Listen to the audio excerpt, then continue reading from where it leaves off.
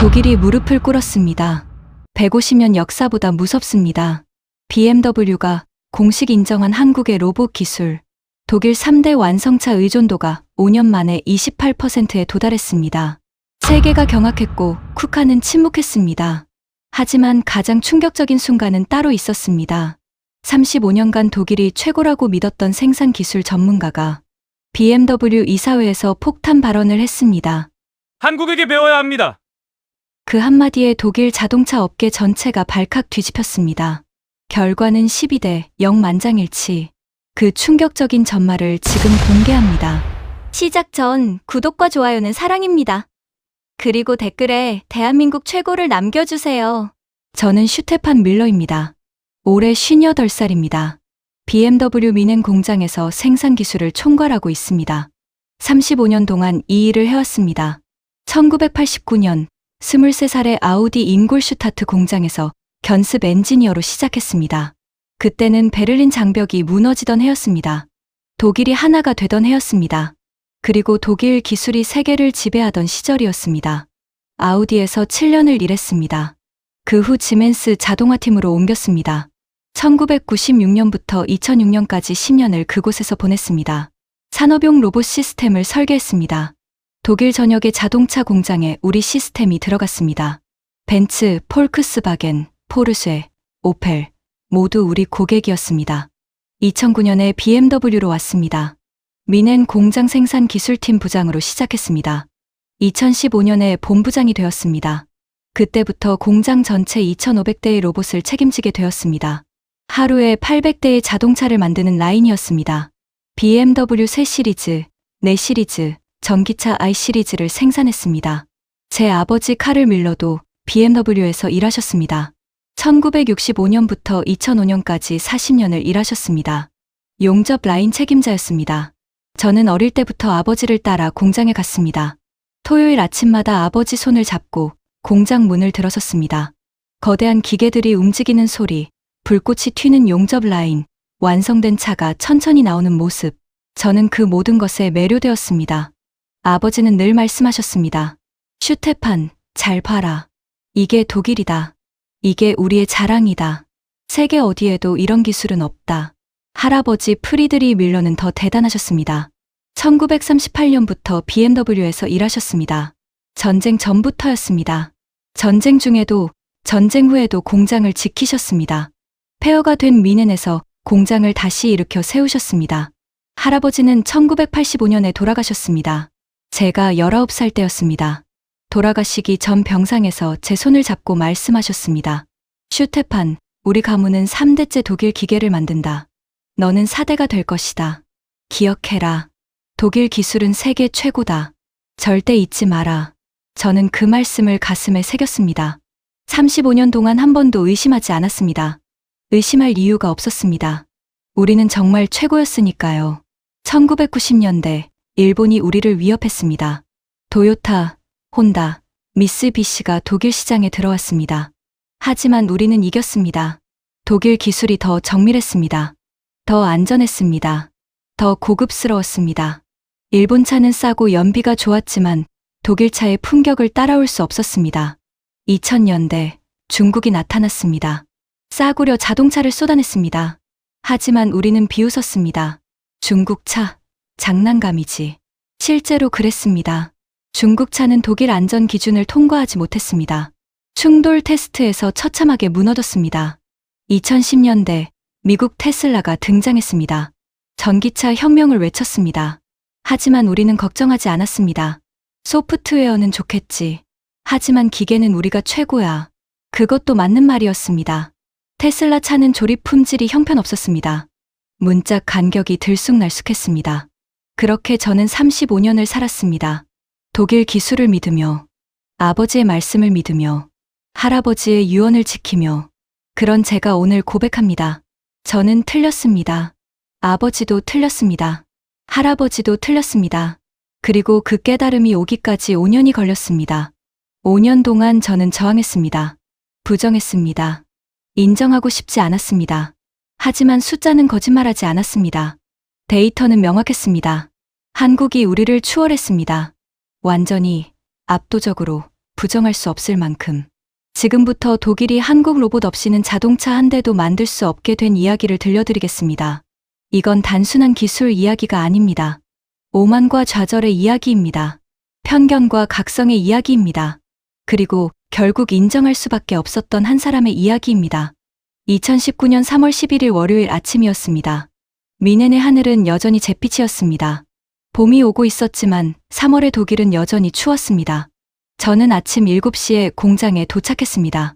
언제나처럼 커피를 한 잔 마시고 이메일을 확인했습니다. 8시에 회의가 있었습니다. 제 사무실이 아니라 1층 대회의실이었습니다. 외부 업체 미팅이라고 했습니다. 저는 무슨 회의인지도 모르고 내려갔습니다. 비서 마르티나가 한국 업체가 온답니다 라고 말했을 때도 저는 별로 신경 쓰지 않았습니다. 회의실에 들어갔을 때 낯선 사람들이 있었습니다. 동양인 5명이었습니다. 나이는 30대 후반에서 40대 중반쯤 보였습니다. 정장을 입고 있었고 노트북을 펼쳐놓고 있었습니다. 구매팀 디르크 본부장이 소개했습니다. 밀러 본부장님, 한국 현대로보틱스에서 오셨습니다. 협동 로봇을 소개하고 싶다고 하네요. 저는 정중하게 인사했습니다. 그들도 일어나서 인사했습니다. 명함을 주고받았습니다. 제일 앞에 있던 사람이 김영훈이라는 이름이었습니다. 해외 영업 이사라고 적혀 있었습니다. 김영훈이 유창한 독일어로 말했습니다. 밀러 본부장님, 만나서 반갑습니다. 저는 미넨 공과대학에서 기계공학을 전공했습니다. 2005년부터 2010년까지 5년 동안 미넨에 살았습니다. 저는 조금 놀랐습니다. 독일어가 완벽했습니다. 발음도 정확했습니다. 아, 그러셨군요. 어느 교수님 밑에서 공부하셨습니까? 볼프강 슈타이너 교수님입니다. 저는 더 놀랐습니다. 슈타이너 교수는 독일 로봇공학의 대부였습니다. 저도 지멘스 시절에 그분 강의를 들은 적이 있었습니다. 훌륭한 분이시죠. 그래서 오늘 무슨 제안을 하러 오셨습니까? 김영훈이 프레젠테이션을 시작했습니다. 화면에 로봇 사진이 나왔습니다. HCR 시리즈라고 했습니다. 협동 로봇이었습니다. 사람과 함께 일하는 로봇이라고 했습니다. 저는 속으로 웃었습니다. 협동 로봇은 이미 시장에 많았습니다. 덴마크의 유니버설 로봇이 유명했습니다. 독일의 쿠카도 있었습니다. 일본의 환학도 있었습니다. 한국 회사가 뭘 다르게 할 수 있을까? 김영훈이 설명을 계속했습니다. 정밀도, 속도, 안전성, 가격, 모든 면에서 경쟁사보다 낫다고 했습니다. 화면에는 숫자들이 가득했습니다. 저는 정중하게 들었지만 믿지 않았습니다. 영업 프레젠테이션은 다 그렇게 과장되어 있으니까요. 30분 후 김영훈이 프레젠테이션을 마쳤습니다. 저는 말했습니다. 감사합니다. 좋은 제품인 것 같습니다. 하지만 우리는 쿠카와 35년 동안 파트너십을 유지해왔습니다. 쿠카는 아우크스부르크에 있습니다. 미넨에서 1시간 거리입니다. 우리는 그들을 잘 압니다. 신뢰합니다. 구매팀 디르크가 끼어들었습니다. 하지만 본부장님, 테스트라도 해보는 게 좋지 않을까요? 새로운 옵션을 알아보는 건 나쁠 게 없잖습니까? 저는 좀 짜증이 났습니다. 디르크는 항상 가격만 생각했습니다. 기술을 모르는 사람이었습니다. 디르크, 우리는 최저가로 로봇을 고르는 게 아닙니다. 품질로 고르는 겁니다. 김영훈이 조용히 말했습니다. 본부장님, 저희는 가격으로 경쟁하려는 게 아닙니다. 품질로 경쟁하려는 겁니다. 그냥 2주만 테스트해 보십시오. 만약 쿠카보다 나쁘다면 저희는 그냥 돌아가겠습니다. 비용도 받지 않겠습니다. 2주. 짧은 시간이었습니다. 거절할 이유도 없었습니다. 저는 한숨을 쉬었습니다. 좋습니다. 2주 드리죠. 하지만 기대는 하지 마십시오. 쿠카는 150년 역사가 있습니다. 김영훈이 미소를 지었습니다. 감사합니다. 실망시키지 않겠습니다. 그때 저는 전혀 몰랐습니다. 그 2주가 제 인생을, 독일 자동차 산업 전체를 바꿀 거라는 것을. 회의가 끝나고 엘리베이터를 기다리는데 제 동료 한스가 다가왔습니다. 한스 슈미트. 저보다 5살 많은 선배였습니다. 40년 경력의 베테랑이었습니다. 그의 아버지도 BMW에서 일했고 형도 벤츠에서 일했습니다. 그야말로 독일 자동차의 산증인이었습니다. 슈테판, 한국 사람들과 미팅했다며? 응, 로봇 팔러 왔더라고. 한스가 코웃음을 쳤습니다. 한국이 로봇을 만든다고? 삼성 휴대폰이나 만들지. 저도 웃었습니다. 그러게 말이야. 하지만 디르크가 테스트는 해보자고 해서. 디르크는 항상 그래. 1유로라도 아끼려고. 하지만 슈테판, 생각해봐. 한국이 독일을 이길 수 있다고 생각해. 저는 고개를 저었습니다. 말도 안 돼. 우리는 150년 역사가 있어. 한스, 자네 아버지도 그랬잖아. 독일 기술은 세계 최고라고. 그렇지. 내 아버지도, 자네 아버지도, 우리 할아버지들도 다 그렇게 말씀하셨어. 그게 사실이고. 우리는 함께 점심을 먹으러 갔습니다. 공장 구내식당이었습니다. 슈니첼과 감자를 먹으며 우리는 한국 이야기를 했습니다. 한스가 말했습니다. 내가 1995년에 한국에 간 적 있어. 현대자동차 공장 방문했었지. 솔직히 충격이었어. 왜? 뭐가? 너무 후진적이더라고.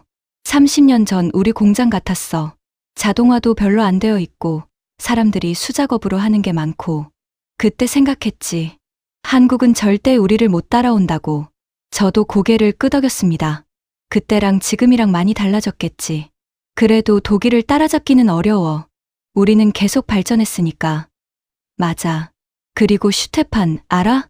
가장 중요한 건 문화야. 독일 사람들은 완벽주의자야.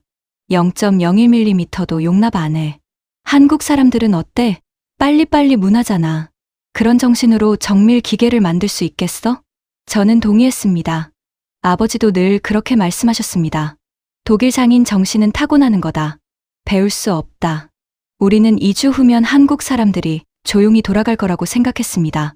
지금 돌이켜보면 그때 우리는 너무 오만했습니다. 너무 어리석었습니다. 2019년 3월 18일 월요일 테스트가 시작되었습니다. 한국 로봇이 트럭에 실려왔습니다. 상자에서 꺼내는 걸 봤습니다. 생각보다 작았습니다. 쿠카 로봇보다 20% 정도 작아 보였습니다. 하지만 깔끔해 보였습니다. 디자인이 세련되었습니다. 우리 공장 3라인에 설치했습니다. 조립 라인이었습니다. BMW 새 시리즈 문짝을 조립하는 곳이었습니다. 문짝에 고무 패킹을 붙이는 작업이었습니다. 정밀도가 아주 중요한 작업이었습니다. 1mm만 어긋나도 바람 소리가 났습니다. 물이 셀 수도 있었습니다. 한국 엔지니어 3명이 와서 로봇을 설치했습니다.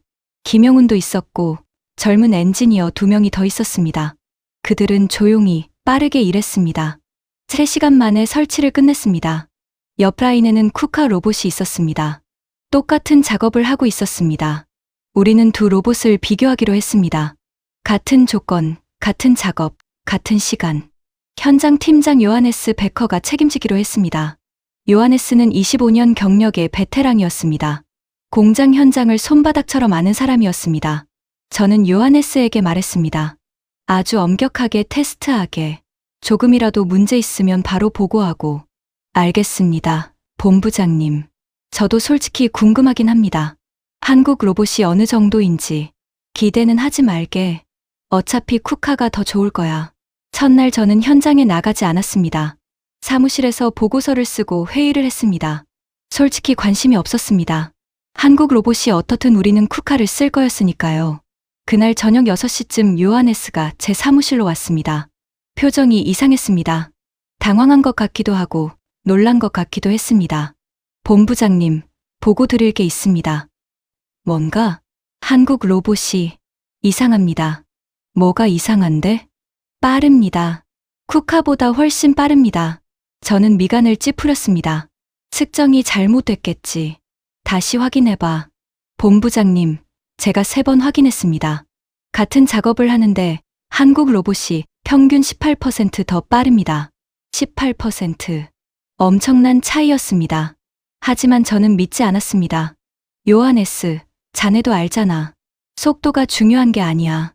정밀도가 중요해. 빨라봤자 불량이 나오면 소용없어. 내일 정밀도를 측정해봐. 알겠습니다. 요하네스가 나갔습니다. 저는 불안했습니다. 18%라니. 설마 그럴 리가. 측정 오류일 거야. 그날 밤 저는 잠을 잘 못 잤습니다. 계속 생각났습니다. 18%. 그럴 리 없어. 한국이 독일보다 빠를 리 없어. 다음 날 화요일, 저는 아침 일찍 현장으로 내려갔습니다. 3라인에 가보니 이미 작업이 시작되어 있었습니다. 한국 로봇이 움직이고 있었습니다. 저는 처음으로 제대로 봤습니다. 로봇이 문짝을 잡았습니다. 패킹을 붙이기 시작했습니다. 움직임이 놀라웠습니다. 부드러웠습니다. 마치 물 흐르듯이. 쿠카 로봇은 약간 뚝뚝 끊기는 느낌이 있었습니다. A 지점에서 B 지점으로 이동할 때 미세하게 멈췄다가 다시 움직였습니다. 하지만 한국 로봇은 달랐습니다. 한 번의 흐름으로 쭉 움직였습니다. 그리고 조용했습니다. 쿠카 로봇은 움직일 때 윙하는 소리가 났습니다. 모터 소리였습니다. 하지만 한국 로봇은 거의 소리가 나지 않았습니다. 옆에서 작업자 헬무트가 보고 있었습니다.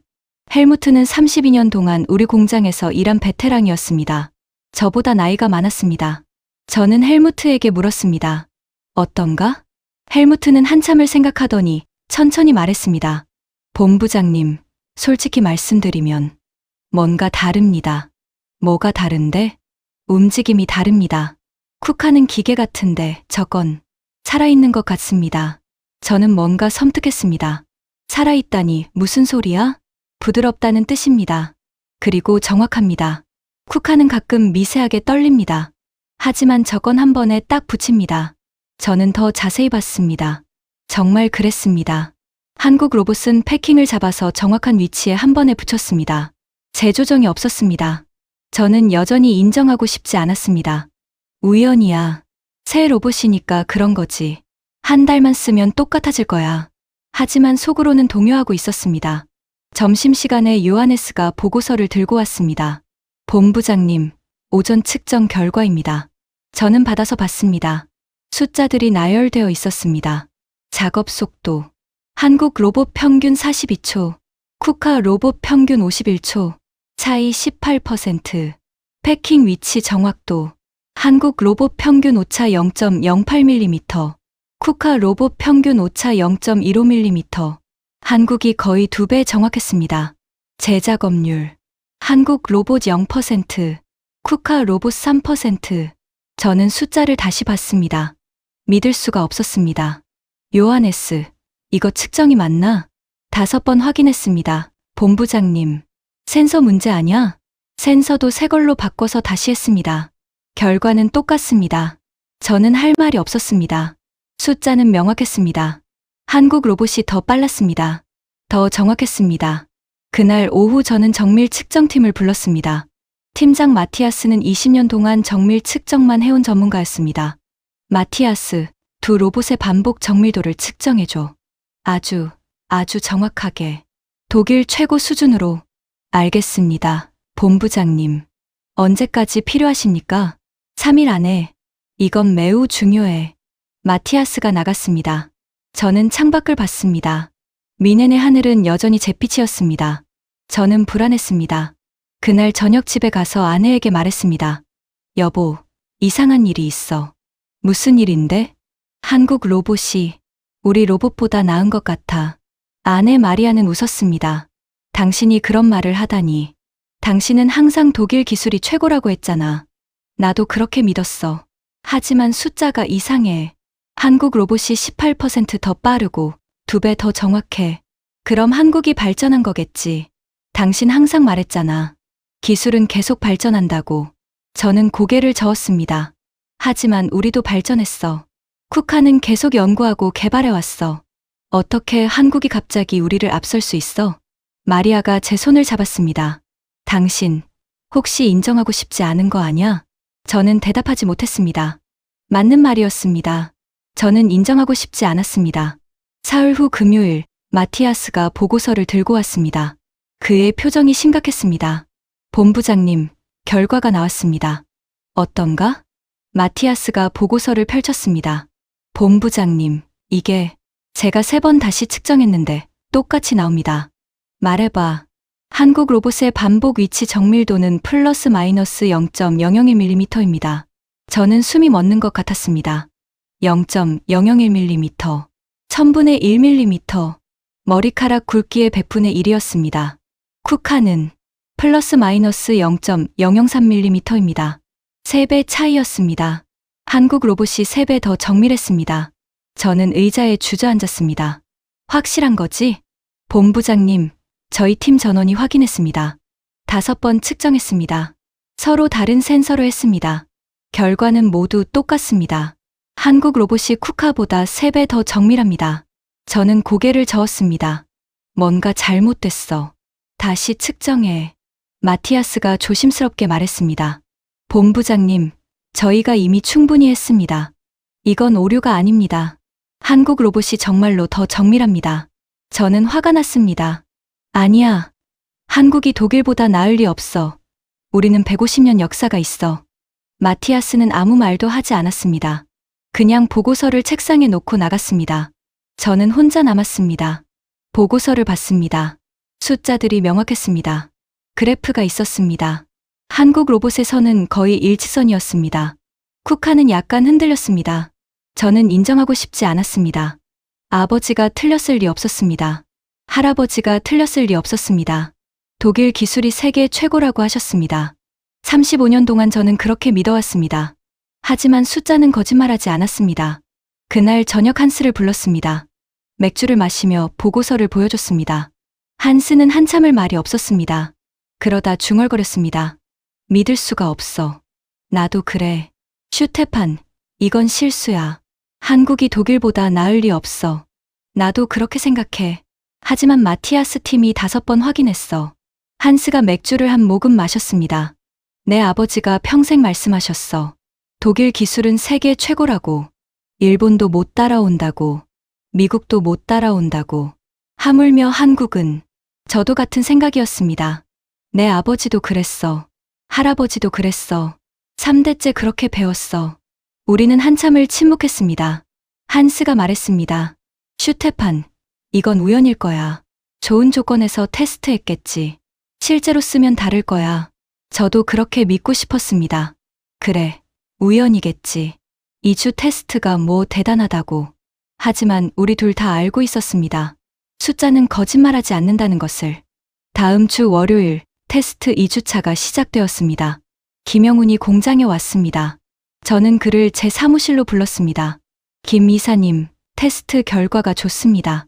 김영훈이 미소를 지었습니다. 감사합니다. 하지만 본부장님, 표정이 밝지 않으신데요.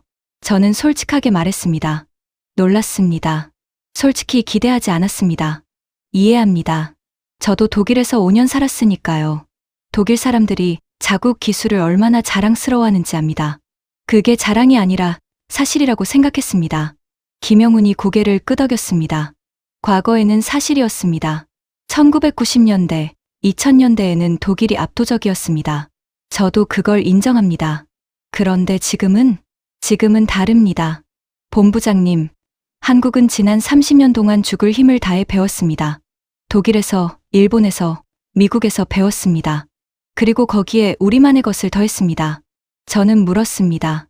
어떻게 이렇게 빨리 따라잡았습니까? 김영훈이 잠시 생각하더니 말했습니다.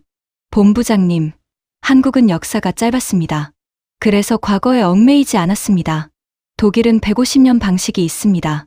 그게 훌륭하지만 때로는 족쇄가 되기도 합니다. 한국은 족쇄가 없었습니다. 그래서 새로운 방식을 시도할 수 있었습니다. 그는 계속 말했습니다. 그리고 우리는 배워야 했습니다. 살아남으려면 배워야 했습니다. 한국은 자원이 없습니다. 석유도 없고 철도 없습니다. 우리가 가진 건 사람뿐입니다. 그래서 교육에 미쳤습니다. 기술에 미쳤습니다. 24시간 연구실에서 살았습니다. 저는 아무 말도 할 수 없었습니다. 김영훈이 덧붙였습니다. 본부장님, 우리 회사 엔지니어 평균 나이가 32살입니다. 그들은 주말에도 70%가 회사에 나옵니다. 자발적으로요. 독일에서는 상상할 수 없는 일이죠. 맞는 말이었습니다. 독일에서는 주말에 일하는 사람이 거의 없었습니다. 법으로도 금지되어 있었습니다. 김영훈이 계속 말했습니다. 그들은 배고팠습니다. 증명하고 싶었습니다. 한국도 할 수 있다는 것을, 독일보다 잘할 수 있다는 것을. 그 열망이 우리를 여기까지 데려왔습니다. 저는 창밖을 봤습니다. 미넨의 하늘은 여전히 잿빛이었습니다. 저는 질문했습니다. 김 이사님, 솔직히 물어봐도 됩니까? 한국은 언제 독일을 따라잡았습니까? 김영훈이 웃었습니다. 본부장님, 우리는 5년 전에 따라잡았습니다. 그리고 3년 전에 추월했습니다. 다만 독일이 몰랐을 뿐입니다. 그 말이 제 가슴을 찔렀습니다.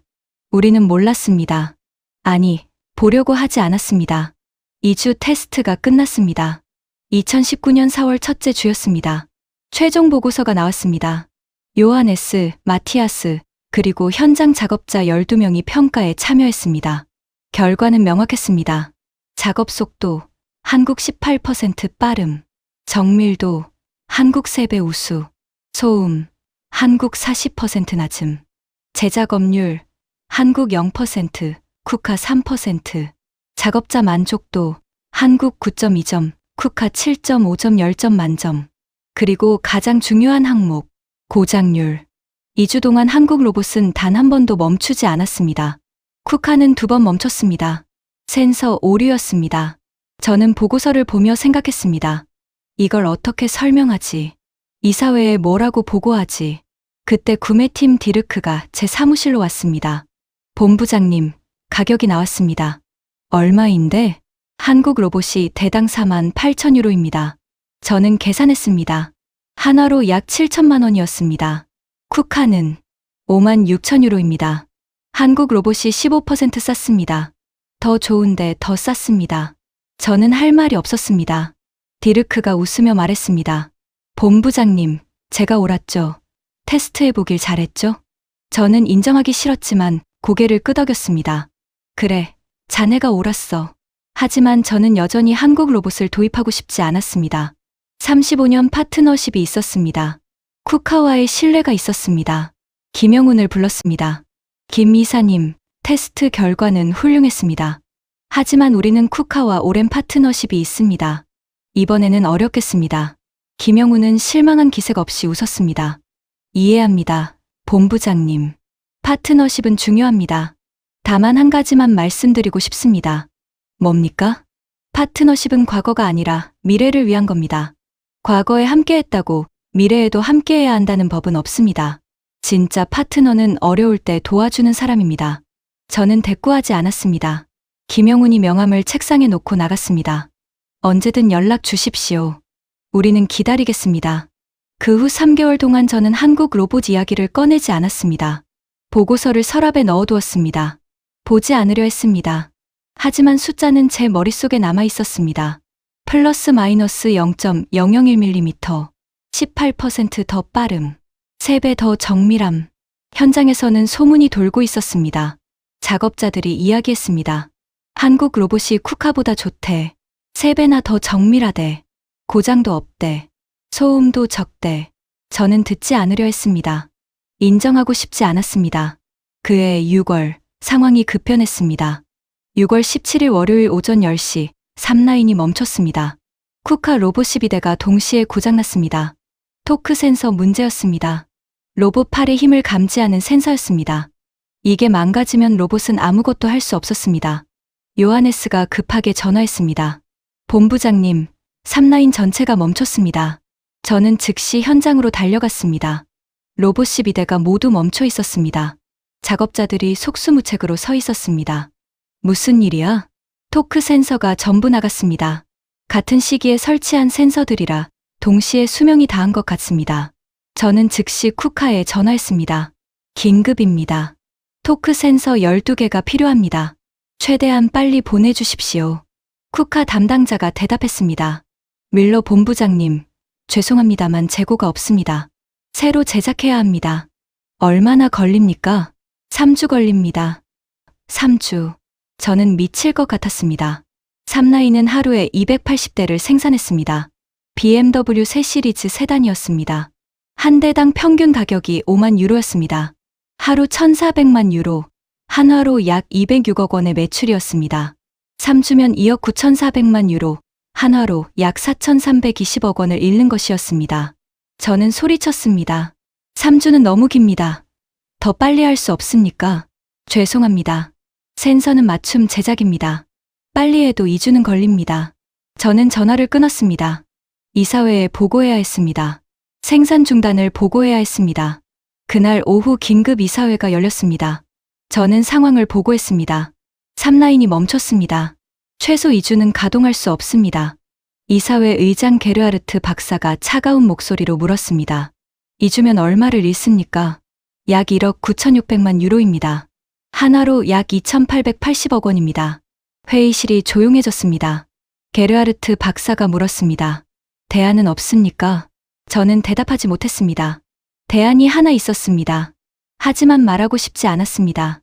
그때 디르크가 조심스럽게 말했습니다. 본부장님, 한국 회사에 연락해 보시는 게 어떻습니까? 저는 화를 냈습니다. 안 돼. 우리는 독일 회사야. 쿠카와 35년 파트너십이 있어. 게르하르트 박사가 차갑게 말했습니다. 윌러 본부장, 35년 파트너가 우리를 2주나 기다리게 합니다. 그게 파트너십입니까? 저는 할 말이 없었습니다. 한국 회사에 연락하십시오. 지금 당장. 저는 마지못해 고개를 끄덕였습니다. 그날 밤 저는 김영훈의 명함을 꺼냈습니다. 3개월 동안 서랍에 넣어두었던 명함이었습니다. 한참을 보다가 전화를 걸었습니다. 김 이사님, 저 밀러입니다. 김영훈의 목소리는 여전히 차분했습니다. 예, 본부장님. 무슨 일이십니까? 혹시 토크 센서를 구할 수 있습니까? 급합니다. 12개가 필요합니다. 쿠카 로봇용 센서 말씀이십니까? 예. 김영훈이 잠시 침묵했습니다. 저는 그가 거절할까봐 두려웠습니다. 우리가 3개월 전에 거절했는데 그가 왜 도와주겠습니까? 하지만 김영훈은 말했습니다. 12개 필요하신 거죠? 모레까지 보내드리겠습니다. 모레요? 그게 가능합니까? 서울 본사에 재고가 있습니다. 내일 아침 비행기로 보내겠습니다. 모레 오전에 위넨에 도착할 겁니다. 저는 믿을 수가 없었습니다. 정말입니까? 본부장님, 우리는 파트너가 되고 싶습니다. 파트너는 어려울 때 도와주는 사람입니다. 기억하시죠? 저는 목이 메었습니다. 감사합니다. 이틀 후인 6월 19일 수요일 오전, DHL 트럭이 공장에 도착했습니다. 한국에서 온 소포였습니다. 토크 센서 12개가 정밀하게 포장되어 있었습니다. 우리는 급하게 설치했습니다. 요하네스와 기술팀이 총출동했습니다. 오후 2시까지 12대 모두 설치를 끝냈습니다. 테스트를 했습니다. 센서가 작동했습니다. 완벽하게 작동했습니다. 요하네스가 놀라서 말했습니다. 본부장님, 이 센서 쿠카 것보다 낫습니다. 뭐라고? 정밀도를 측정해봤습니다. 쿠카 센서보다 오차가 절반입니다. 반응 속도도 더 빠릅니다. 저는 센서 하나를 들어서 봤습니다. 작은 부품이었습니다. 손바닥에 들어오는 크기였습니다. 이게 로봇의 핵심이었습니다. 이거 어디서 만든 거지? 요하네스가 상자를 확인했습니다.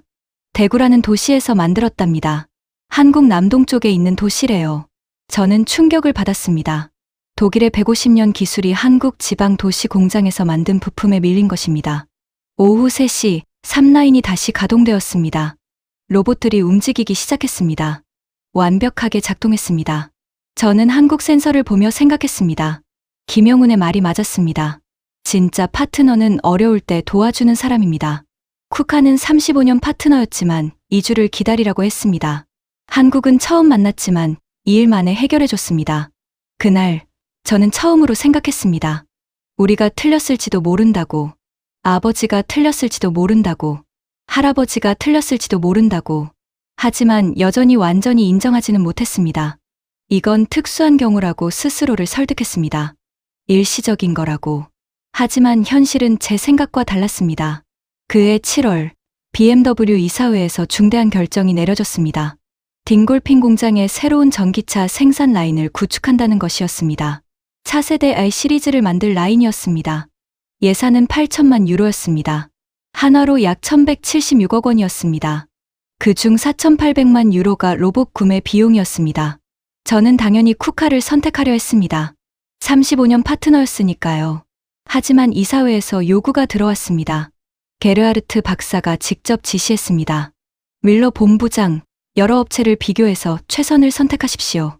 감정이 아니라 데이터로 결정하십시오. 저는 알았습니다. 한국 회사도 포함하라는 뜻이었습니다. 2019년 9월부터 12월까지 3개월 동안 경쟁 테스트를 했습니다. 세 회사가 참여했습니다.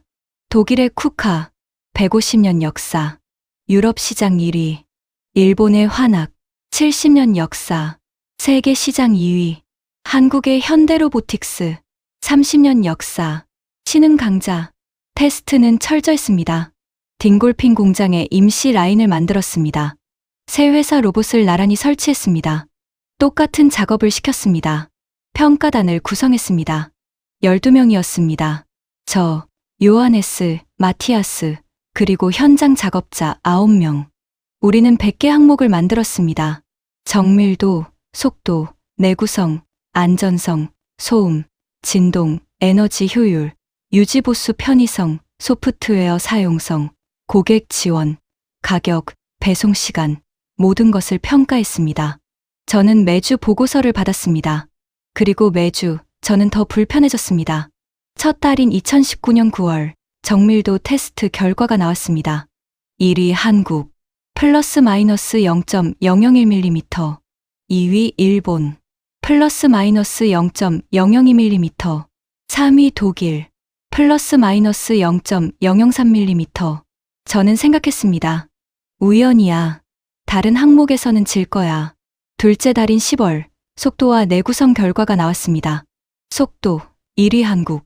쿠카보다 18% 빠름. 환학보다 12% 빠름. 내구성, 1위 한국. 10만 사이클 무고장. 쿠카는 8만 사이클에서 센서 교체 필요. 환학은 9만 사이클에서 모터 교체 필요. 저는 생각했습니다. 가격이 비싸겠지. 경제성에서는 질 거야.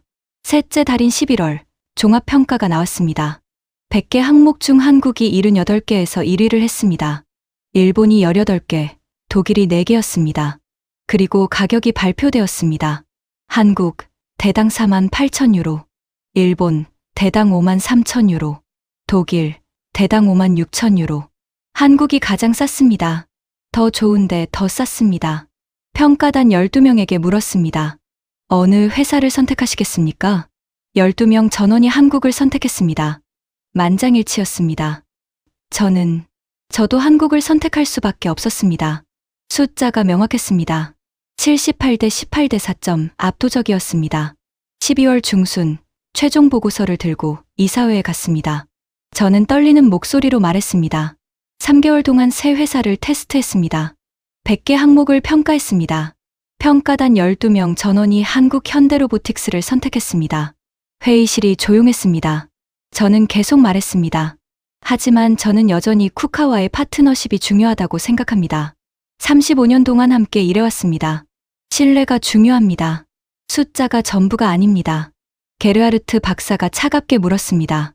밀러 본부장, 35년 파트너가 고장났을 때 2주를 기다리게 했습니다. 한국 회사는 2일 만에 해결해줬습니다. 어느 쪽이 진짜 파트너입니까? 저는 대답할 수 없었습니다. 박사가 계속 말했습니다. 우리는 감정으로 회사를 운영하지 않습니다. 데이터로 운영합니다. 한국 로봇이 78개 항목에서 이겼습니다. 더 빠르고, 더 정밀하고, 더 싸고, 더 믿을 만합니다. 선택은 명확합니다. 그가 평가단 전원을 받습니다. 밀러 본부장을 포함해서 12명 전원이 한국을 선택했습니다. 우리 이사회도 따르겠습니다. 한국 현대로보틱스와 계약하십시오. 2020년 1월 15일 계약이 체결되었습니다. 딩골핑 신규 라인에 한국 로봇 120대를 도입하기로 했습니다. 금액은 576만 유로, 한화로 약 84억 7천만 원이었습니다. 저는 패배감을 느꼈습니다. 35년 동안 믿어온 것이 무너지는 기분이었습니다. 아버지께 죄송했습니다. 할아버지께 죄송했습니다.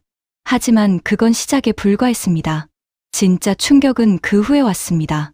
2020년 3월, 세상이 멈췄습니다. 코로나19가 전 세계를 강타했습니다. 국경이 닫혔습니다. 비행기가 끊겼습니다. 공장들이 멈췄습니다. 독일도 봉쇄되었습니다. 하지만 자동차 공장은 필수 산업이라고 가동을 계속했습니다. 문제는 부품 공급이었습니다. 쿠카 본사는 아우크스부르크에 있었습니다. 독일 남부였습니다. 가까웠지만 봉쇄 때문에 운송이 어려웠습니다. 부품이 늦게 왔습니다. 일본 환학은 더 심각했습니다. 일본도 봉쇄되었습니다. 비행기가 끊겼습니다. 부품이 오지 않았습니다. 그런데 한국은 달랐습니다. 한국 정부가 특별 화물기를 띄웠습니다. 산업 부품을 실어 날랐습니다. 일주일에 3번 인천에서 미넨으로 직항이 날아왔습니다. 그 비행기에는 우리가 필요한 부품이 가득했습니다. 로봇 부품, 센서, 모터, 컨트롤러, 모든 것이 제 시간에 도착했습니다. 김영훈이 전화했습니다. 본부장님, 필요한 게 있으면 말씀하십시오. 우리가 보내드리겠습니다. 저는 감동했습니다. 이게 진짜 파트너십이구나. 반면 쿠카는 2개월 동안 부품을 제대로 보내지 못했습니다. 일본 환학은 3개월이었습니다. 그 3개월 동안 우리 공장은 한국 부품으로 버텼습니다. 한국이 없었다면 우리는 멈췄을 것입니다. 저는 그때 완전히 깨달았습니다. 기술만 중요한 게 아니구나. 위기 때 진짜 파트너가 누군지 알 수 있구나. 2020년 6월, 딩골핑 라인이 완성되었습니다. 한국 로봇 120대가 일제히 설치되었습니다. 준공식 날, 저는 현장을 방문했습니다. 김영훈도 한국에서 날아왔습니다. 그는 이제 부사장이 되어 있었습니다. 본부장님, 어떻습니까? 저는 솔직하게 말했습니다. 놀랍습니다. 움직임이 예술 같습니다. 정말 그랬습니다. 120대의 로봇이 완벽하게 동기화되어 움직였습니다. 마치 하나의 생명체처럼 소음도 거의 없었습니다. 김영훈이 말했습니다. 본부장님, 이건 시작일 뿐입니다. 우리는 계속 발전하고 있습니다. 3년 후에는 지금보다 2배 더 좋은 로봇을 만들 겁니다. 저는 물었습니다. 김 부사장님, 한국이 어떻게 이렇게 빨리 발전했습니까? 솔직히 말해 주십시오. 김영훈은 잠시 생각하다 말했습니다.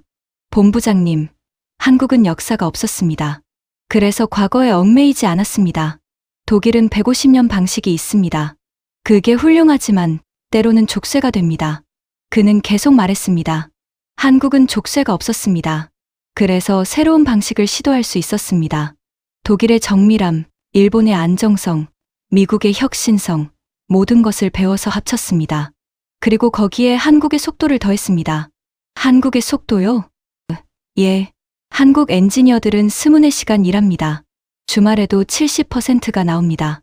자발적으로요. 왜냐하면 그들은 배고팠습니다. 증명하고 싶었습니다. 한국도 할 수 있다는 것을. 김영훈이 저를 똑바로 봤습니다. 본부장님, 독일은 이미 정상에 있었습니다. 그래서 배고프지 않았습니다. 한국은 바닥에 있었습니다. 그래서 죽을 힘을 다했습니다. 그게 차이입니다. 저는 아무 말도 할 수 없었습니다. 맞는 말이었습니다. 그 후 독일 자동차 업계 전체가 움직이기 시작했습니다. 2020년 하반기, 벤츠가 한국 로봇을 테스트했습니다. 슈투트가르트 본사에서였습니다. 결과는 BMW와 똑같았습니다. 78개 항목에서 한국이 1위였습니다. 폴크스바겐도 테스트했습니다. 볼프스부르크 공장에서였습니다. 결과는 같았습니다. 아우디도, 포르쉐도 다 똑같은 결과였습니다. 2021년 1월, 독일 자동차 산업협회 모임이 있었습니다. BMW, 벤츠, 폴크스바겐, 아우디, 포르쉐의 생산 책임자들이 모였습니다. 저도 참석했습니다. 벤츠의 클라우스 본부장이 먼저 말했습니다. 여러분, 솔직히 인정합시다. 한국 로봇이 독일보다 낫습니다. 폴크스바겐의 마르쿠스 본부장도 동의했습니다. 우리도 테스트했습니다. 78개 항목에서 1위였습니다. BMW와 똑같은 결과였습니다. 아우디의 프란츠 본부장이 말했습니다. 문제는 쿠카입니다. 우리의 자존심이 걸린 회사입니다. 하지만 그들이 뒤처졌습니다. 저는 처음으로 공개적으로 인정했습니다. 저도 동의합니다. 제가 틀렸습니다. 저는 35년 동안 독일이 최고라고 믿었습니다. 하지만 숫자는 거짓말하지 않습니다. 한국이 우리를 추월했습니다. 그 순간, 저는 해방된 기분이었습니다. 35년 동안 짊어졌던 짐을 내려놓은 것 같았습니다. 인정하니까 편했습니다. 클라우스가 말했습니다. 우리는 선택해야 합니다. 자존심을 지킬 것인가, 아니면 회사를 살릴 것인가. 마르쿠스가 대답했습니다. 회사를 살려야죠. 자존심으로는 자동차를 못 만듭니다. 우리는 결정했습니다. 한국 로봇을 대량으로 구매하기로. 2021년 한 해 동안 독일 3대 자동차 회사가 한국에서 구매한 로봇이 1350대였습니다. BMW 320대, 벤츠 450대, 폴크스바겐 580대. 금액으로는 총 6,480만 유로, 한화로 약 953억 원이었습니다. 그리고 더 놀라운 일이 일어났습니다. 독일 쿠카가 한국 부품을 쓰기 시작한 것입니다. 2021년 7월 쿠카가 발표했습니다. 토크 센서를 한국에서 수입한다고, 정밀도가 더 좋고 가격도 더 싸다고. 150년 역사의 쿠카가 한국 부품 없이는 로봇을 만들 수 없게 된 것입니다. 독일 언론이 난리였습니다. 독일 로봇의 종말, 한국에 밀린 독일 기술 같은 제목이 쏟아졌습니다. 저는 여러 인터뷰 요청을 받았습니다. 한 기자가 물었습니다. 밀러 본부장님, 독일 기술이 한국에 졌다는 게 부끄럽지 않습니까? 저는 대답했습니다. 부끄러운 게 아닙니다. 배워야 합니다. 한국이 우리를 추월한 건 그들이 30년 동안 배우는 걸 멈추지 않았기 때문입니다. 우리는 150년 역사에 안주했습니다. 그게 문제였습니다. 그 인터뷰가 큰 반향을 일으켰습니다. 독일 전역에서 논쟁이 벌어졌습니다. 독일은 끝났다. 아니다. 다시 배우면 된다. 한국을 본받아야 한다. 자존심을 버릴 수 없다. 하지만 사실은 사실이었습니다. 한국이 우리를 추월했습니다. 2022년 한 해 동안 상황은 더 심화되었습니다. 현대로보틱스의 유럽 시장 점유율이 28%가 되었습니다. 불과 3년 만에 0%에서 28%로 뛰었습니다. 쿠카는 35%에서 28%로 떨어졌습니다. 지멘스가 발표했습니다. 전체 토크 센서 수입의 42%가 한국산이라고. 독일 최고의 엔지니어링 회사가 한국 부품 없이는 제품을 만들 수 없게 된 것입니다. 보시도 마찬가지였습니다. 자동차 부품의 28%를 한국에서 들여왔습니다. 독일 경제연구소가 보고서를 냈습니다. 한국에 대한 독일 자동차 산업의 의존도가 위험 수준에 도달했다. 하지만 우리는 멈출 수 없었습니다. 한국 부품이 더 좋았으니까요. 2022년 저는 한국을 방문했습니다.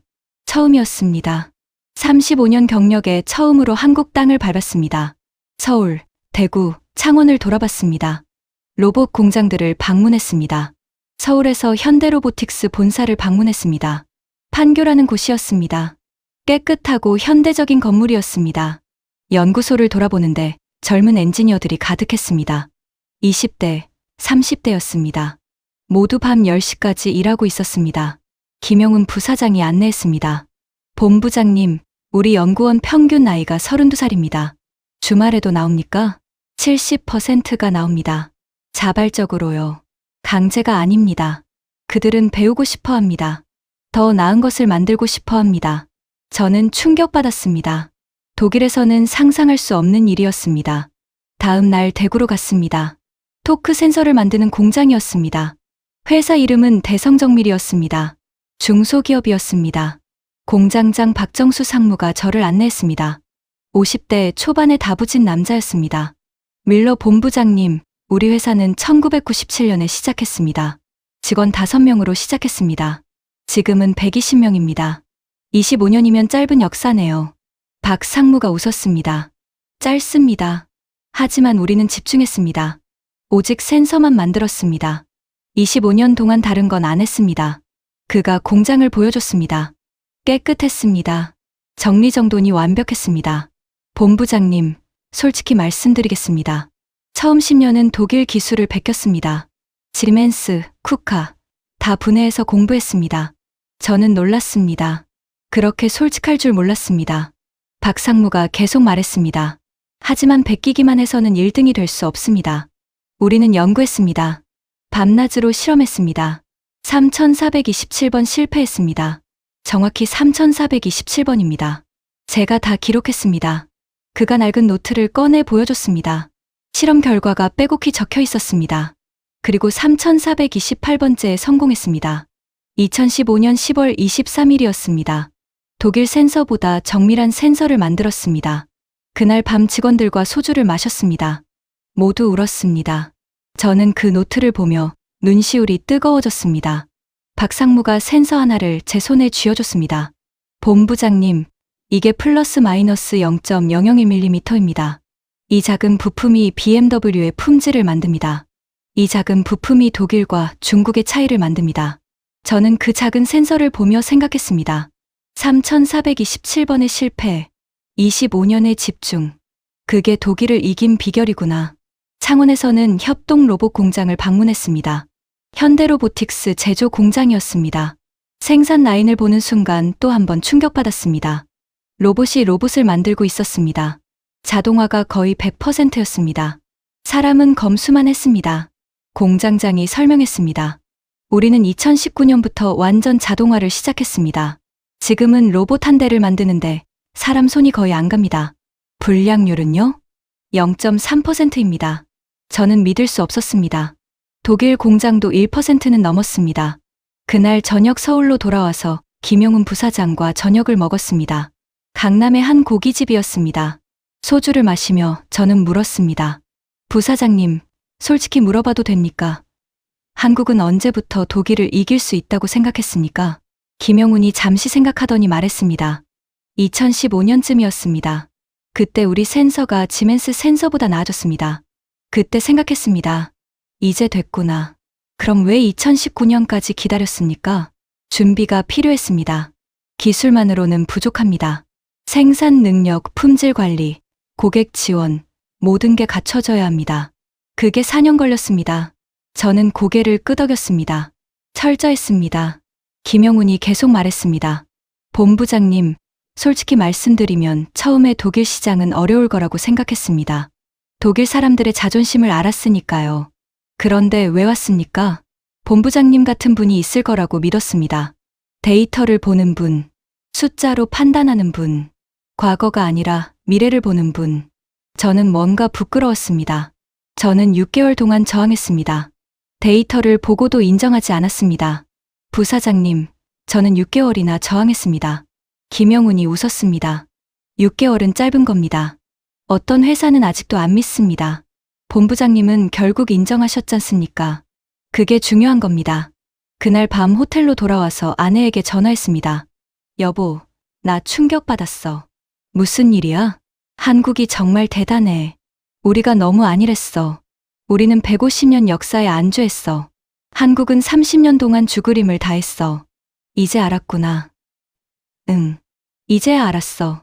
그리고 부끄러워. 왜 진작 인정하지 못했을까? 아내가 말했습니다. 당신은 결국 인정했잖아. 그게 중요한 거야. 맞는 말이었습니다. 한국에서 돌아온 후 저는 이사회에 보고서를 썼습니다.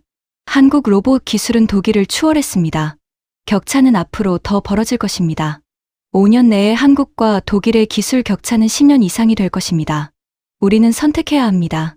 한국과 협력할 것인가, 아니면 뒤처질 것인가. 이사회는 결정했습니다. 협력하기로. 2023년 3월 BMW와 현대로보틱스는 전략적 파트너십을 맺었습니다. 5년 계약이었습니다. 금액은 5억 유로, 한화로 약 7,350억 원이었습니다. 우리는 한국 로봇 400대를 추가로 구매하기로 했습니다. 그리고 공동연구센터를 한국에 만들기로 했습니다. 서울 판교에 만들기로 했습니다. 독일 언론이 또 난리였습니다. BMW, 독일 쿠카 버리고 한국 선택 같은 제목이 쏟아졌습니다. 저는 여러 인터뷰를 했습니다. 한 라디오 프로그램에 나갔습니다. 진행자가 물었습니다. 밀러 본부장님, 왜 굳이 한국입니까? 독일 회사와 협력해서 기술을 따라잡으면 안 됩니까? 저는 대답했습니다. 따라잡으려면 10년은 걸립니다. 그 10년 동안 한국은 더 앞서갑니다. 우리는 10년을 기다릴 수 없습니다. 지금 협력해야 합니다. 하지만 독일의 자존심은요? 자존심으로 자동차를 만들 수 없습니다. 기술로 만드는 겁니다. 한국이 더 나은 기술을 가지고 있습니다. 우리는 인정해야 합니다. 그 인터뷰 후 저는 엄청난 비난을 받았습니다. 매국노, 독일을 배신했다 같은 댓글이 쏟아졌습니다. 하지만 칭찬도 있었습니다. 용기 있는 결정, 미래를 보는 안목 같은 댓글도 있었습니다. 저는 신경 쓰지 않았습니다. 저는 옳은 일을 했습니다. 데이터를 따랐습니다. 미래를 선택했습니다. 2023년 한 해 동안 독일 3대 자동차 회사가 한국에서 구매한 로봇과 부품은 총 12억 유로, 한화로 약 1조 7,640억 원이었습니다. BMW 3억 2천만 유로, 벤츠 4억 5천만 유로, 폴크스바겐 4억 3천만 유로. 한국은 이제 독일 자동차 산업의 핵심 파트너가 되었습니다. 2024년 더 놀라운 일들이 벌어졌습니다. 현대로보틱스의 유럽 협동 로봇 시장 점유율이 35%가 되었습니다. 5년 만에 0%에서 35%로 뛴 것입니다. 쿠카는 22%로 3위로 밀렸습니다. 1위는 한국, 2위는 일본 환학 25%, 3위가 독일 쿠카였습니다. 지멘스의 토크 센서 수입은 한국산이 58%가 되었습니다. 보쉬는 35%였습니다. 독일 정부가 보고서를 냈습니다. 한국에 대한 독일 자동차 산업의 의존도가 위험 수준을 넘어섰다. 하지만 우리는 돌아갈 수 없었습니다. 한국 부품이 더 좋았으니까요. 그해 6월 결정적인 사건이 일어났습니다. 한국 로봇 공장에서 파업이 일어났습니다. 현대로보틱스 창원 공장이었습니다. 임금 협상이 결렬되었습니다. 노조가 파업에 들어갔습니다. 3주 동안 생산이 중단되었습니다. 그 3주 동안 독일 자동차 산업이 멈췄습니다. BMW 미넨 공장은 부분 가동으로 줄였습니다. 센서가 오지 않았습니다. 하루 800대 생산이 200대로 줄었습니다. 벤츠 슈투트가르트 공장도 마찬가지였습니다. 폴크스바겐 볼프스부르크 공장도 같았습니다. 저는 매일 밤 잠을 잘 수 없었습니다. 하루 손실이 2억 3천만 유로였습니다. 한화로 약 3,380억 원이었습니다. 3주면 48억 유로, 한화로 약 7조 원을 잃는 것이었습니다. 저는 한국에 전화했습니다. 김용훈 부사장에게 애원했습니다. 부사장님, 제발 빨리 해결해 주십시오. 우리 공장이 멈췄습니다. 뭐든지 도와드리겠습니다. 김용훈이 침착하게 말했습니다. 본부장님, 노동자들도 먹고 살아야 합니다. 그들의 요구는 합당합니다. 임금 인상 12%를 요구하고 있습니다. 조금만 기다려 주십시오. 3주나 기다렸습니다. 우리는 하루에 2억 유로 이상을 잃고 있습니다. 본부장님, 저희도 압니다. 하지만 노동자들을 무시할 수 없습니다. 그들이 이 기술을 만들었습니다. 저는 할 말이 없었습니다. 맞는 말이었습니다. 3주 후인 7월 첫째 주, 파업이 끝났습니다. 회사가 11% 임금 인상을 받아들였습니다. 생산이 재개되었습니다. 부품이 다시 들어오기 시작했습니다. 독일 공장들이 다시 정상 가동되었습니다. 저는 그때 완전히 깨달았습니다. 우리는 이제 한국 없이는 자동차를 만들 수 없다는 것을, 완전히 의존하게 되었다는 것을. 그날 저녁 한스에게 전화했습니다. 한스, 우리 끝났어. 무슨 소리야? 우리는 한국 인질이 됐어. 한국이 부품 안 주면 우리는 공장 문 닫아야 돼. 한스가 한숨을 쉬었습니다. 알아. 나도 안다고. 벤츠도 마찬가지야. 폴크스바겐도 똑같아. 독일 자동차 산업 전체가 한국에 의존하고 있어. 어떻게 이렇게 됐을까? 우리가 아니랬어. 슈테판, 우리는 150년 역사를 믿었어. 과거를 믿었어. 한국은 미래를 만들었어. 그게 차이야. 맞는 말이었습니다. 2024년 9월 업계 통계가 발표되었습니다. 현대로보틱스 유럽 협동 로봇 시장 점유율 35%, 5년 만에 1위, BMW 미넨 공장 로봇 2,500대 중 한국산 800대, 32%, 독일 3대 완성차 한국 로봇 부품 평균 의존도 28%, 지멘스 토크 센서 수입 한국산 58%, 보쉬 자동차 부품 수입 한국산 35%, 독일 경제연구소가 계산했습니다. 만약 한국이 독일로의 부품 공급을 중단하면 어떻게 될까요? BMW 미넨 공장 하루 손실 2억 3천만 유로, 독일 자동차 산업 전체 주간 손실 15억 유로, 한화로 약 2조 2천억 원. 우리는 한국에 인질이 잡힌 것입니다. 2024년 11월, 저는 은퇴를 앞두고 있었습니다. 35년 경력의 마지막 달이었습니다. 마지막 날인 11월 29일 금요일, 공장을 돌아봤습니다. 한국 로봇들이 조용히 일하고 있었습니다. 정밀하게, 빠르게, 완벽하게. 요하네스가 다가왔습니다. 본부장님, 35년 수고하셨습니다. 고맙네, 요하네스. 자네도 수고했어. 본부장님, 후회하십니까? 한국 로봇 도입을요. 저는 고개를 저었습니다. 아니, 후회하지 않아. 우리는 최선을 선택했어. 데이터를 따랐어. 숫자를 믿었어. 다만요? 다만 5년 전에 더 빨리 인정했어야 했어. 2019년 3월에 테스트 결과가 나왔을 때 바로 인정했어야 했어. 6개월 동안 저항한 게 후회돼. 그 6개월이 아까워. 요하네스가 말했습니다. 하지만 본부장님, 인간은 원래 그렇습니다. 평생 믿어온 것을 하루아침에 바꾸기는 어렵습니다. 6개월은 빠른 겁니다. 어떤 사람들은 아직도 인정 안 합니다. 맞는 말이었습니다. 그날 저녁 퇴임식이 있었습니다. BMW 본사 대강당에서였습니다. 동료들이 모였습니다. 300명이 넘었습니다. 김영훈 부사장도 한국에서 날아왔습니다. 이사회 의장 게르하르트 박사가 감사패를 줬습니다. 밀러 본부장, 35년 수고하셨습니다. 특히 지난 5년은 BMW 역사에서 중요한 전환점이었습니다.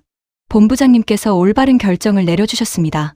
데이터를 따르는 용기를 보여주셨습니다. 감사합니다. 저는 감사 인사를 했습니다.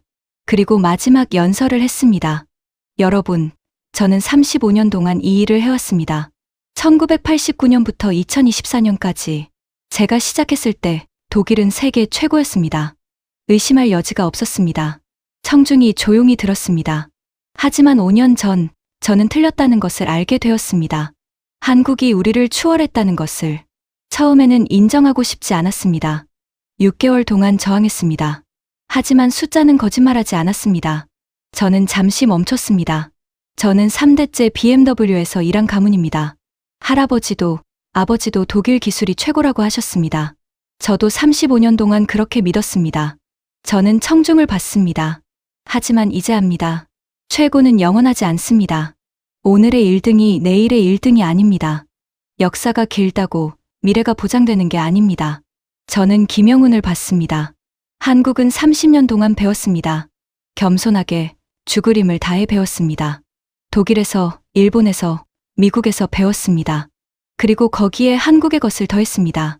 그게 그들을 1등으로 만들었습니다. 저는 계속 말했습니다. 우리는 배워야 합니다. 한국에서 배워야 합니다. 과거를 버리고 미래를 봐야 합니다. 자존심을 버리고 데이터를 따라야 합니다. 청중이 박수를 쳤습니다. 김 부사장님, 김영훈이 일어섰습니다. 감사합니다. 5년 전 그 2주 테스트가 모든 것을 바꿨습니다. 당신들이 없었다면 우리는 뒤처졌을 것입니다. 당신들이 우리를 구했습니다. 정말 감사합니다. 김영훈이 인사했습니다. 본부장님, 저야말로 감사합니다. 본부장님이 마음을 열어주지 않았다면 오늘의 파트너십도 없었을 것입니다. 본부장님의 용기에 감사드립니다. 그날 밤, 집으로 돌아왔습니다. 아내 마리아가 기다리고 있었습니다. 어땠어요? 좋았어. 후회는 없어요? 저는 창밖을 봤습니다. 미넨의 밤하늘이 보였습니다. 후회는 한 가지 있어. 더 빨리 인정하지 못한 것. 아버지가 틀렸다는 것을. 할아버지가 틀렸다는 것을. 내가 틀렸다는 것을. 아내가 제 손을 잡았습니다. 하지만 결국 인정했잖아요. 그게 중요한 거예요. 평생 틀렸다고 우기는 사람도 많아요. 맞는 말이었습니다. 2025년 1월, 은퇴 후 첫 달이었습니다. 뉴스에서 큰 발표가 나왔습니다. 현대로보틱스가 독일에 공장을 짓는다고 했습니다. 베를린 근처 브란덴부르크였습니다. 투자액 3억 유로, 한화로 약 4,410억 원, 일자리 800개, 2026년 준공 예정, 연간 생산 능력 로봇 5,000대. 저는 텔레비전을 보며 웃었습니다. 30년 전이었다면 상상도 못할 일이었습니다. 한국 회사가 독일에 로봇 공장을 짓다니. 하지만 이제는 당연했습니다. 한국이 1등이었으니까요. 뉴스 앵커가 말했습니다. 이로써 독일은 한국 로봇 기술의 수혜자이자 의존자가 되었습니다. 일자리는 창출되지만 기술 주거는 잃었습니다. 맞는 말이었습니다. 며칠 후 한스에게서 전화가 왔습니다. 슈테판, 뉴스 봤나? 응, 봤어. 믿기지 않지? 이제는 믿어지네. 한스, 우리가 틀렸어. 완전히 틀렸어. 한스가 한숨을 쉬었습니다. 그래, 우리가 틀렸어. 아버지 세대도 틀렸고, 세상이 바뀐 거야. 우리가 안 바뀐 거고. 하지만 한스, 그래도 한 가지는 잘했어. 뭐가? 결국 인정한 거. 데이터를 받아들인 거. 만약 우리가 끝까지 고집했다면 BMW는 지금쯤 중국 자동차에 밀렸을 거야. 인정했기 때문에 살아남은 거야. 한스가 동의했습니다. 그래, 맞는 말이야. 우리는 한동안 침묵했습니다. 슈테판, 우리 아들 세대는 어떻게 될까? 저는 생각했습니다. 제 아들 마르쿠스는 24살이었습니다. 지금 카이스트에서 로봇공학을 공부하고 있었습니다. 한국 서울에 있었습니다. 우리 아들은 한국에서 배우고 있어. 다음 세대는 더 현명할 거야. 처음부터 겸손할 거야. 배울 준비가 되어 있을 거야. 그게 희망이네. 맞는 말이었습니다. 5년이 지난 지금, 2026년 2월입니다. 오늘 저는 여러분께 이 이야기를 들려드리고 있습니다. 독일 자동차 산업은 한국 로봇 없이는 하루도 버틸 수 없습니다. BMW, 벤츠, 폴크스바겐, 아우디, 포르쉐 모두 한국 기술에 의존하고 있습니다. 현대로보틱스의 유럽 협동 로봇 시장 점유율은 이제 42%입니다. 압도적 1위입니다.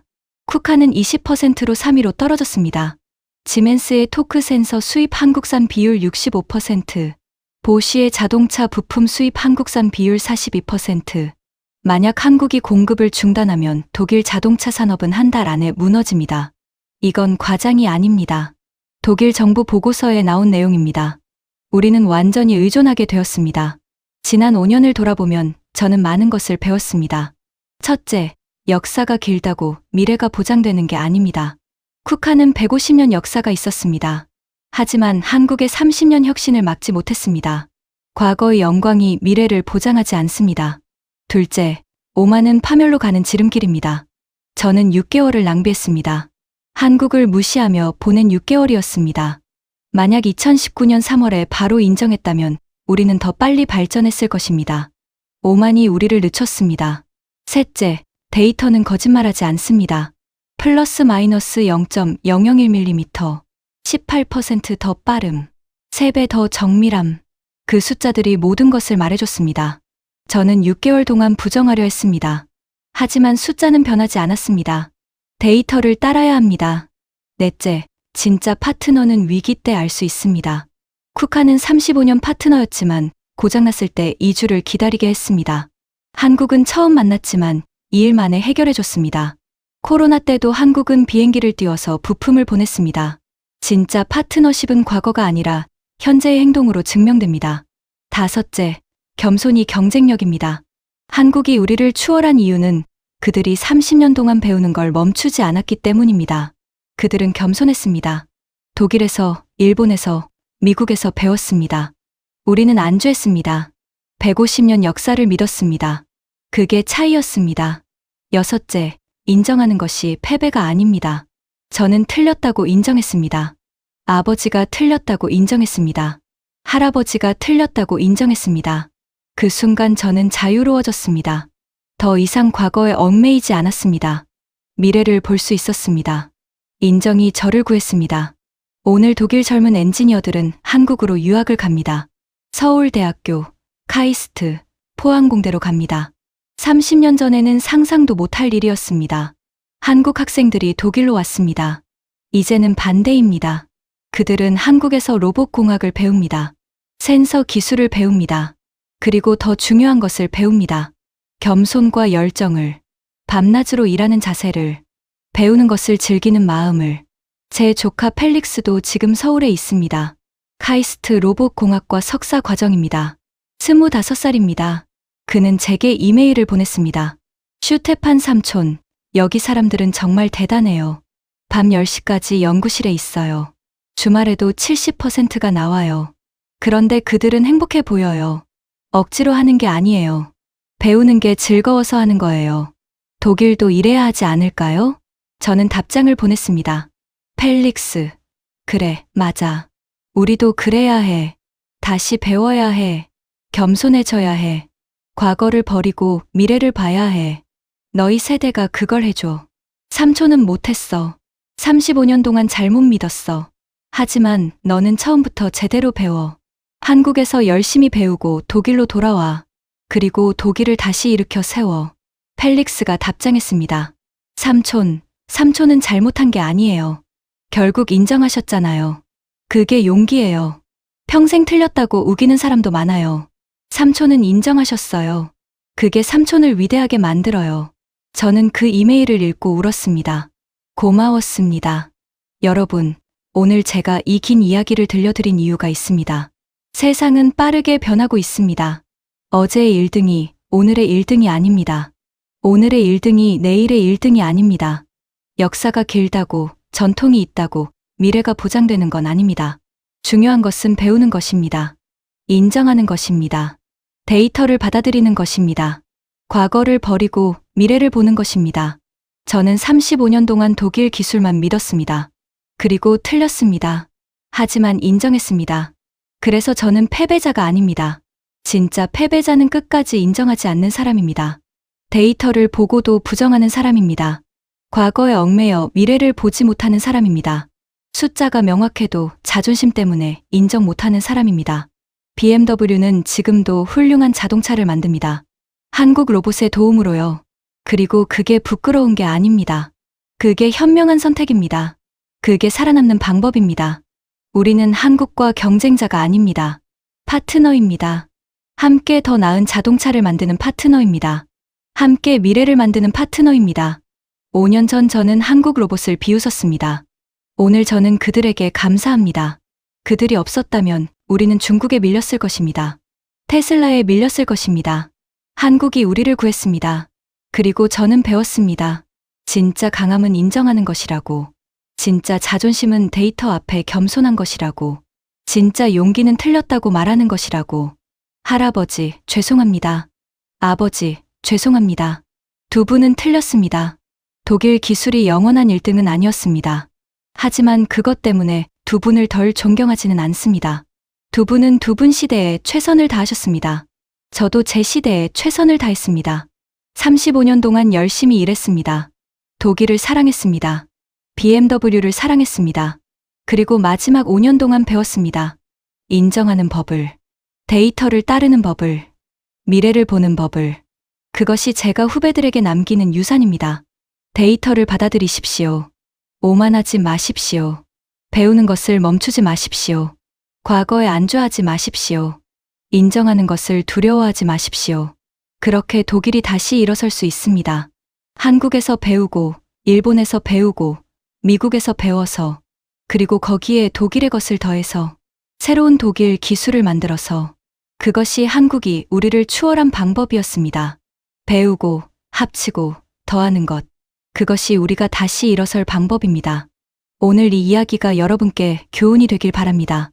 특히 젊은 세대에게요. 역사를 자랑하지 마십시오. 미래를 만드십시오. 과거에 안주하지 마십시오. 오늘 배우십시오. 오만하지 마십시오. 겸손하십시오.